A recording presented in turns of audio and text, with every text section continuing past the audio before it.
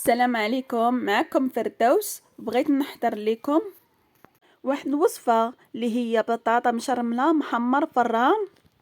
طريقة سهلة وبسيطة وبنينة بزاف وكتوجد بالسرعة في 5 دقائق وكتسمنا شربوها عندكم في الدار. بسم الله على بركة الله.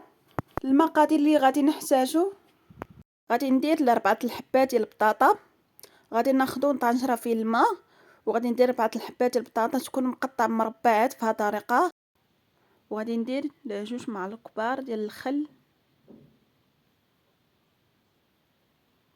غادي ندير شويه ديال الملحه على حسب الذوق، وغادي نشعل البوطه ما يكونش طايبه بزاف البطاطا، غير شويه باقي خضر غير شويه. ملي طابت وصفيها وحيد الماء بهذه الطريقه، وغادي ناخدو اللاطه ديال الفران صافي. غادي ناخدو نص معلقه صغيره ديال التحميره ومعلقه كبيره ديال الزعتر، غادي ناخدو معلقه كبيره ديال الزبده،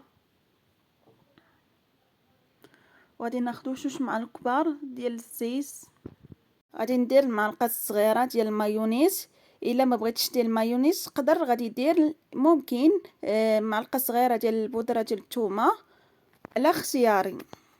من بعد غادي نخلطوا المكونات في طريقه مع بطاطا العطريه، ضروري نخلطوا مزيان مزيان حتى يذوب مع الزبده وداكشي الزيت العطريه صافي. من بعد غادي ندخلوها في الفران حتى يكرم مزيان، ما يكونش هذا بزاف ما يكونش ناقص بزاف، ممين عادي، قريبا 130 على حراره ولا 140 بهذه الطريقه.